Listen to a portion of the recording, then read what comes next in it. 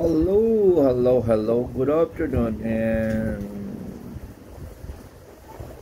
good afternoon sa Asia. Good evening, good morning sa saan mang sulok ng daigdig. So, ang pag-usapan natin, General Torre versus hindi naman patrolman si Puntillas ko, hindi. Corporal Puntillas. Mayroon siya mga argumento si Corporal Puntillas. Pakinggan natin bago tayo magbigay ng opinion. Hindi hawak ng pulis yung warrant, okay? Focus lang tayo sa statement na yan. Sabi ng batas, maling-mali po yan. Hindi pwedeng dalhin basta-basta yung tao kahit totoong may warrant. Pero pinatiti ako kasabay nun eh. Bakit lumipat sa kabila? Dalang Warrant siya. Oo. May tinatawag tayong legal manner of execution. Ibig sabihin, may proseso yan. Number 1, dapat sabihin mo sa kanya na may warrant siya. Number 2, dapat sabihin mo sa kanya kung anong nilalaman ng warrant niya. Kung anong ikinaso sa kanya. Number 3, dapat sabihin mo sa kanya yung mga karapatan niya. Right to remain silent at right to counsel. Lahat tayo ay may right to be presumed innocent until proven guilty. Number 4, pagkatapos mo siya arestuhin, dapat ipakita mo sa kanya yung warrant niya as soon as practicable. Walang sinabing time frame ang batas kung gaano katagal magantay yung tao para ipakita sa kanya yung warrant. Basta ang sinabi ng batas, pagkatapos mo siya arestuhin, ipakita mo sa kanya yung warrant kapag hiningi niya. Hindi sapat yung sabihin mo lang na may warrant siya tapos dalhin mo na siya agad. Invalid arrest pa rin yun kasi hindi nasunod yung lahat ng proseso. Magiging grounds yun para mag-file ng motion to quash yung tao. Kaya maraming nakakalabas na mga akusado dahil sa invalid arrest na yan. Para saan pa na nag-aresto ka kung mali lang din yung proseso? E di nagsayang ka lang ng oras at energy. Tandaan mo, pulis ka. Tagapagpatupad ka ng batas. Dapat, ikaw mismo ang unang susunod sa mga proseso ng batas na ipinapatupad mo. Hindi yung ikaw pang unang lalabag sa batas. Napakabulok na sistema. Okay, very good, Puntillas, dahil lang ulitin natin kasi hindi na umpisa. Pag umaresto ka ng tao, pag inaresto ka ng pulis, pwedeng hindi dala ng pulis ang warrant mo. Pwede. Sasabihin na ng pulis ka, uy, arestado ka, may warrant ka. Nasaan ang warrant? Doon sa istasyon. Gago ka talaga, Tori. Pwede ba yun? Laruin natin. Gago talaga. Pwede bang sabihin ng pulis na, uy, arestado ka. May warrant ka. Andun, nasa police station.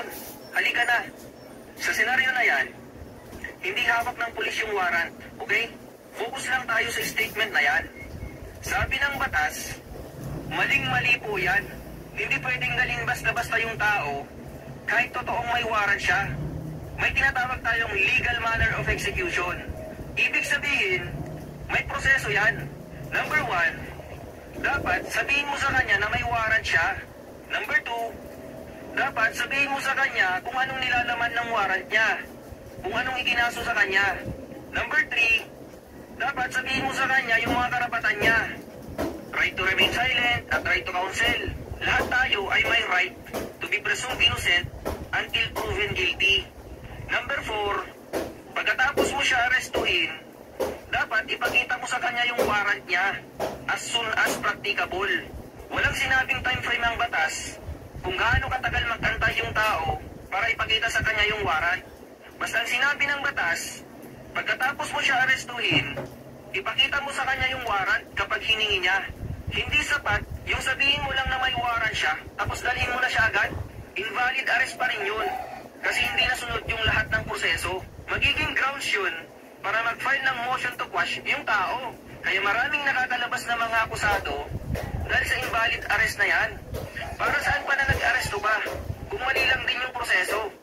E di nagsayang ka lang ng oras at energy. Tandaan mo, pulis ka. Tagapagpatupad ka ng batas. Dapat, ikaw mismo ang unang susunod sa mga proseso ng batas na ipinapatupad mo. Hindi yung ikaw pang unang lalabag sa batas. Napakabulok na sistema. Okay.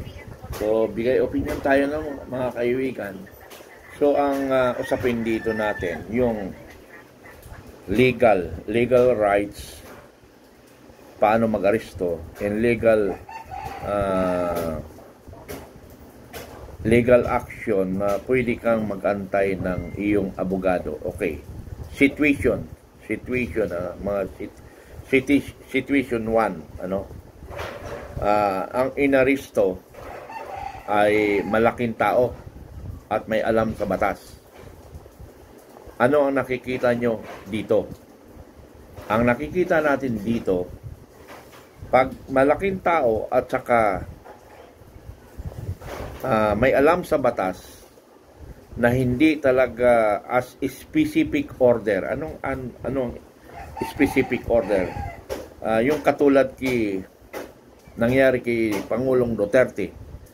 Kilalang tao siya, may alam sa batas. Pero may specific instruction. By all means, maaresto mo ang iyong suspect. So, yun ang situation 1. So, ang situation 1 doon, hindi umiral ang batas.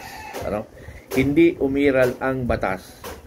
Gaya ng sinabi ni Corporal Puntillas na maraming napapawalang sala dahil nga doon sa illegal arrest. Nakapag-request to quash siya. So, gano'n ang nangyari sa mga gano'n. Pero yung situation 1 na sinasabi ko na malaking tao, may alam sa batas, pero may specific instruction. So, meaning, kahit ano ang karapatan mo, kahit na yung nasa otoridad ay nag-violate ng batas, siya ang masunod. And yan yung case 1 o situation 1 ni Pangulong Duterte. Okay. Situation 2, para sa lahat ng mga kababayan natin na kulang sa kaalaman in regards to arrest ang pinag-usapan natin. May kaalaman ka nga, pero may nervyos ka, naduwag ka, hindi mo nagamit yung batas.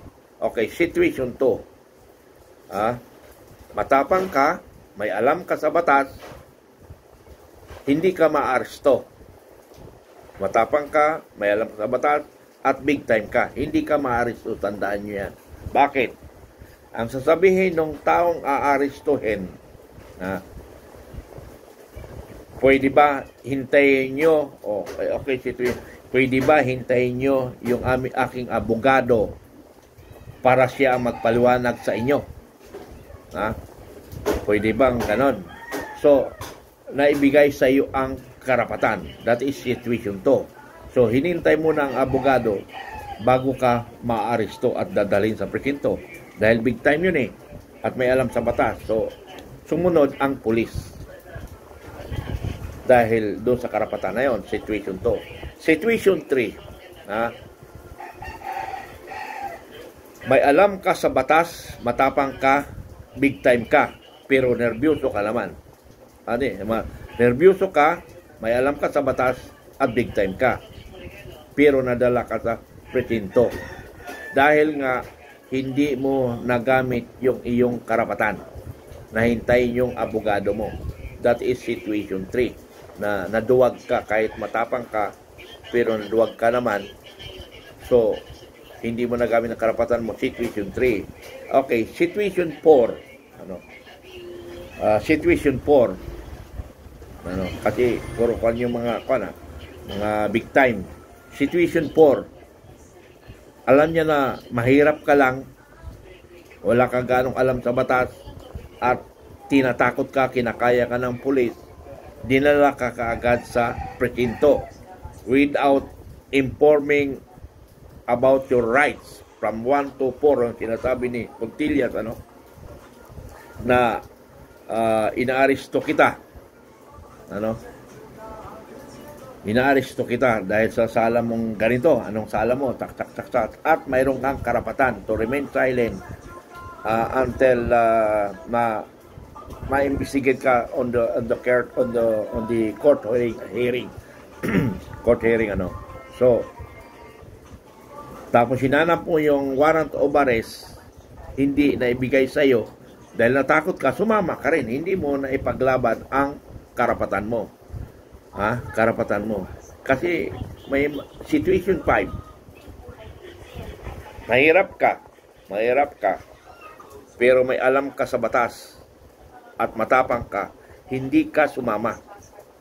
Dahil pinagdiinan mo ang karapatan mo. So, hindi mangyayari maaresto ka. Kasi may nasabi yung warrant of arrest. Paano ako sasama sa inyo na wala naman kayong ebidensya na naaresto ako? Nung sinasabi ni General Torre na hindi, nandoon sa presinto ang warrant of arrest, pwede ba yun? Mayroon mang ganon? Yun yung portion na yun na maraming paggagago sa ating kababayan na kumo mahirap, kumo walang alam, ginagago. Yun yung sinasabi kong panggagago. Yan ang ibig tinutukoy rin ni Corporal Puntillas. Ano?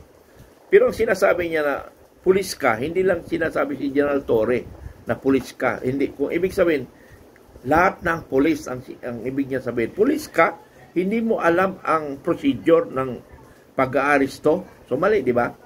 So yun yung ibig ko sabihin na ito dagdag kaalaman sa mga taong medyo may alam pero nakabahan, so hindi niya nagamit ang kanyang karapatan. Pero ito ang question ko rin dyan. Pagka ganong situation nga, mahirap ka at wala kang video, pwede kang sasabihin na nanlaban, patay kang bata ka. So yun yung kinakatakutan ko noon nung yung drug war ni Pangulong Duterte, dahil baka gamitin pag-aabuso. Dahil mayroon kaming kalaban na pulis tungkol sa lupa. Siyempre, may mga pulis rin na nauuto, nababayaran ng kapwa pulis. Yun yung kinakabangko. Kaya ang instruction ko sa pamilya, naka-ready ang video. Na kung video ay pwedeng kunin, mayroong dalawang video. Yung isang video ay talagang nakapokus. Ngayon, kasi walang nga yung authority arresting officer, sisirain niya yung video mo. So, mayroon pang another secret video. Para yun ang last defense. Mayroong secret video at saka mayroong ano tawag nito? Open na video. Kasi yun talaga ang depensa mo lang. Wala nang iba. Kung talagang gagamitan ka ng kalukuhan. So, yun ang sinasabi ko na mahirap makalaban ang otoridad pag ang pumasok ay mga walang hiya. So, salamat Corporal Puntillas to enlighten, educate our kababayan. So, salamat at nag-resign ka for in behalf of the Filipino, for in behalf of the good men of police officer na sa ginagawa mo. I'm salute with you. Sana magtagpo tayo at sana nandito ka ngayon sa Filipino Guerrilla Forces. Dahil ang Filipino Guerrilla Forces is to protect our kababayan. Maraming salamat. I salute you, Corporal Puntillas.